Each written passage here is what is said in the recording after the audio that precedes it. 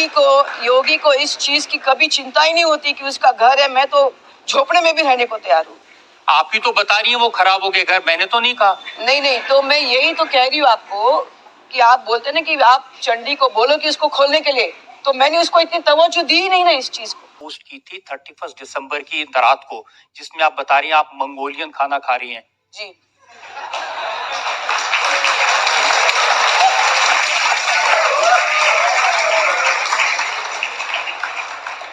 मेरे सामने ये जब सिद्ध अवस्था प्राप्त हो गई।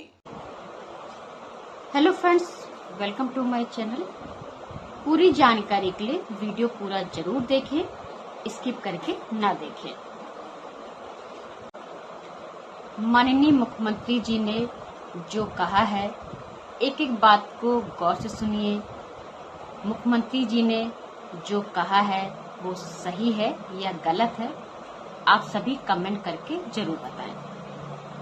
माननीय मुख्यमंत्री जी को क्या कहना चाहिए था, क्या नहीं कहना चाहिए था, माननीय मुख्यमंत्री जी ने क्या सही कहा है, क्या गलत कहा है, आप सभी अपनी राय जरूर दें।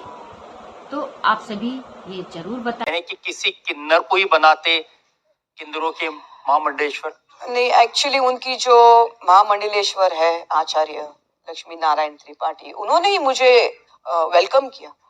मैं तो बिल्कुल तैयार नहीं इस सब चीज के लिए। उनको मिली 2 बार। वो लक्ष्मी त्रिपाठी जी की मुसीबत हो गई है। हाँ। उनकी इंक्वायरी की जा रही है कि उन्होंने क्यों बना दिया ममता कुलकर्णी को। अभी नहीं होगी। अभी जिनको ये संशय था कि मुझे क्यों महामंडलेश्वर, कोई मैंने ध्यान नहीं साधना की। जो भी लोग सन्यासी बनते हैं, साधु बनते हैं, महामंडलेश्वर बनते हैं, उनके बारे में माना जाता है उन्होंने वेदों का अध्ययन किया होगा, शास्त्रों का अध्ययन किया होगा, अध्यात्म समझा होगा। तो आपके बारे में कुछ ऐसा दिखता नहीं। इसलिए बारंबार मैं यही कहती हूँ, कभी कभी मैं अपने आप को उल्टे ढंग से भी दिखाती रहती हूँ ताकि मेरा असली ज्ञान छुप जाए। और वैसे भी ज्ञान को ऐसा उजागर नहीं करना चाहिए, उससे अहंकार उत्पन्न होता है। लेकिन अपने वेदों का जिक्र किया तो थोड़ा बहुत मैंने वैसे ही मंत्र उच्चार नहीं किए। मैंने बोला इधर ही आज मैं कर लूंगी, तो ताकि दूध का दूध और पानी का पानी हो जाए। और ये ऋग्वेद का मंत्र है, अग्निम ईले पुरोहितम यज्ञस्य देव मृत्विकम होतारम रत्न धाता माम अग्निम ए पूर्ववी ऋषिभिर्यो नूतने ऋता स देवाय वक्षति उपता अग्ने उपत्वम अग्ने दिवे दिवे दोषावस्थादिय वयम नमो भरंत एमसि अग्नेयम यज्ञम धर्म विश्वस्ता परिभूषिषि इदवेषु गच्छति। ये ऋग्वेद का यजुर का। अब मुझे भी अपना काम करना है ना।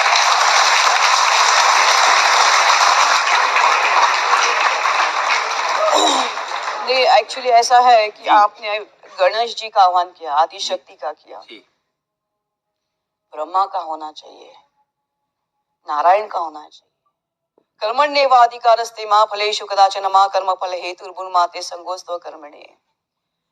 आत्मा तो हम गिरजामति सचरा प्राणम तम श्रीरागृहम पूजा ते विश्व भोग रचना निद्रा समाधि स्थिति संचारा पदयो प्रदक्षिणा विधि स्तोत्यानि सर्वागिरि यद्यत कर्म करोनि तद अखिलम शंभो तवाराधनम कर चरण कृतम वा काय जम कर्म जम वा श्रवण नयन जम वा मानसम वा अपराधम विहितम वा सर्वे देव क्षमस्व। जय जय करुणावे श्री महादेव शंभो। ओम शांति शांति शांति शांति।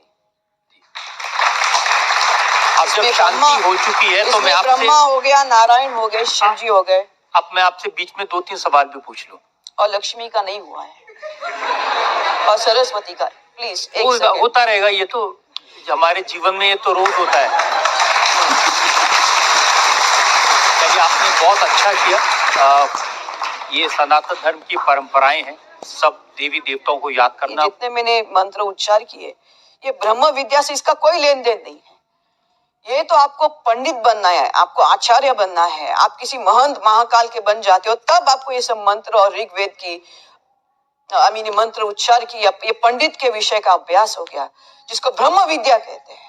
वो तो सब शब्दों को शांत करने के बाद जो ध्यान होता है, अष्टांग योगा होता है, उसके द्वारा ये ब्रह्म विद्या सिद्ध की जाती है। उसमें लिए आपको ध्यान करना पड़ता है, आपको तपस्या करनी पड़ती है, आपको उपवास रखने पड़ते हैं कड़क, तब जाके वो जागृत होते, जिसको हम लोग बोलते हैं कुंडलिनी शक्ति योगा, जिसको बोलते हैं कुंडलिनी शक्ति, जो मूल धारा चक्र में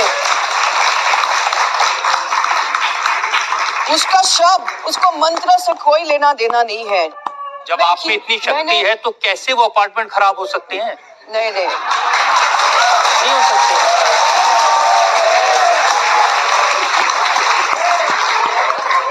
देखिए, योगी को इस चीज की कभी चिंता ही नहीं होती कि उसका घर है। मैं तो झोपड़े में भी रहने को तैयार हूँ। आप ही तो बता रही हैं वो खराब हो गए घर, मैंने तो नहीं कहा। नहीं, तो मैं यही तो कह रही हूँ आपको कि आप बोलते ना कि आप चंडी को बोलो कि इसको खोलने के लिए, तो मैंने उसको इतनी तवज्जो दी ही नहीं ना इस चीज को। मैं अपने ब्रह्म विद्या के प्रति में अग्रसर अच्छा, आप हूँ। मुझे बताइए, ये जो मैं तो सिर्फ ये चाहती थी कि जो मेरे ऊपर आरोप लगा है उसको खारिज हो, बाकी तो ये सब उसका होता रहेगा जब होना है। नहीं, ये बात सही है, जो आरोप है वो तो जैसे ये तो आप कह रहे थे कि अगर आप राम हो, नारायण हो, तो राम को तो हनुमान की जरूरत नहीं होनी चाहिए थी पूरे इसमें।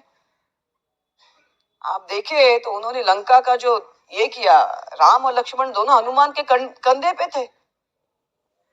उसमें तो लक्ष्मण भी ये हो गए थे, मूर्छित हो गए थे। हनुमान को जाके ये लेके आना पड़ा, संजीवनी बूटी लेके आनी पड़ी। तो राम बोलते मैं नारायण हूं, मैं स्वयं जाके, मुझे क्या हनुमान की जरूरत है। नारायण का तो शिष्य, राम का तो शिष्य है हनुमान। देखिए, ये बात तो साफ हो गई। आप यही कहेंगे ना, आप तो ये भी, अच्छा आज अभी तक ऐसे लोग हैं जो राम को देवता नहीं मानते।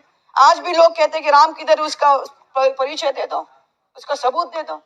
तो मैं चाहती नहीं कि मुझे इस स्वरूप में, लेकिन मैं ये कहना चाहती हूँ कि जिसकी मैंने तपस्या की है चंडी की, तो कुछ चीज वो ही बर्दाश्त नहीं करती, मेरे आंसू नहीं बर्दाश्त। लेकिन मुझे बताइए, जो किन्नर अखाड़ा है इसके नियम के अनुसार आपको 24 घंटे ऐसे वस्त्र पहनने की जरूरत नहीं है, आपको बाल मुंडाने की जरूरत नहीं है, आप सामान्य जीवन भी जी सकती हैं।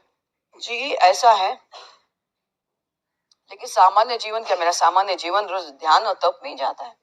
मेरा सामान्य जीवन ऐसा है कि मैं सुबह उठती हूँ, मैं पुरुषचारण करती हूँ, पंचमकारा जिसको कहते हैं, पंच तत्व, इससे मैं देवी देवताओं का अभिषेक करती हूँ, मंत्र उच्चार से अभिषेक करती हूँ, तर्पणा करती हूँ।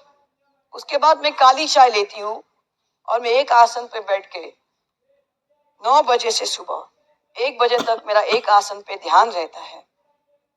फिर 1 बजे उठ के वापस मैं भोग लगाती हूँ भगवान को, और उसके बाद मैं वापस 1 से 7 बजे शाम तक मेरा ध्यान चलता है एक ही आसन पे। और 7 बजे उठ के फिर मैं अपना कभी कभी उपवास तोड़ती हूँ, वरना उपवास में कभी कभी 30 दिन होते हैं मैं अन्न आप भी मुझे नहीं जरा कर एक सकती। बात पूछनी दीजिए। आपने अपने भोजन के बारे में बताया जी, लेकिन आज का जमाना बदल गया। आपने एक रील पोस्ट की थी 31 दिसंबर की रात को, जिसमें आप बता रही हैं आप मंगोलियन खाना खा रही हैं। जी।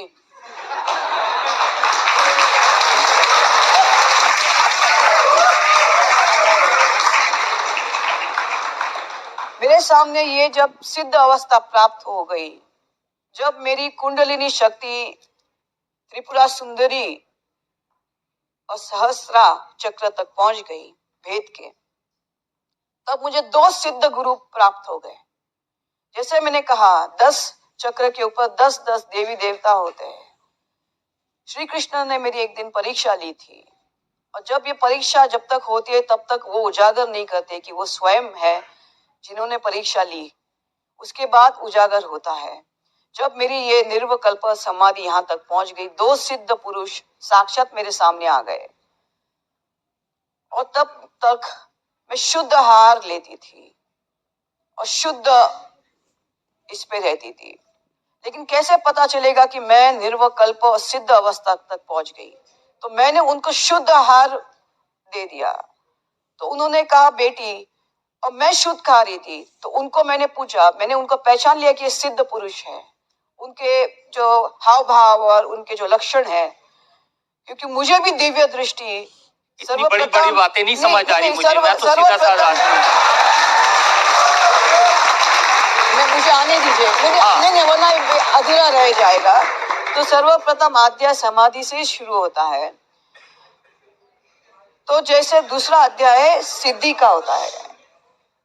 तो मुझे 2 जो तपस्वी थे उन्होंने कहा मुझे अशुद्ध, हमको अशुद्ध चलेगा। तो मैंने बोला ये कौन सी अवस्था है जो ये सिद्ध पुरुष जो सामने मुझे अंतर मेरे दिव्य दृष्टि से दिख रहा है कि सिद्ध पुरुष है, लेकिन ये क्यों मुझे अशुद्ध भोजन मांग रहे हैं? तो यानी इन्होंने ऐसी कौन सी सिद्धता प्राप्त की जैसे उनकी तपस्या पे असर नहीं हो रहा है? तो मैंने और कड़क तपस्या शुरू की और मुझे वो सिद्ध अवस्था प्राप्त हो गई। उस सिद्ध अवस्था जो महाकाल और महाकाली को प्राप्त होती है, वो लक्ष्मी के स्वरूप में जाके शुद्ध आहार भी ग्रसित करते हैं, लेकिन वो जाके अघोरी का भी अशुद्ध आहार भक्षण करते हैं। मुझे वो सिद्ध प्राप्त अवस्था है। मेरे ध्यान को किसी अशुद्ध आहार का ना कोई उससे फर्क पड़ता है। तो आप चाइनीज, इटालियन कुछ भी खा नहीं, सकते कुछ हैं। भी फर्क नहीं पड़ता, लेकिन मैं नहीं करती, कभी कभी करती हूँ।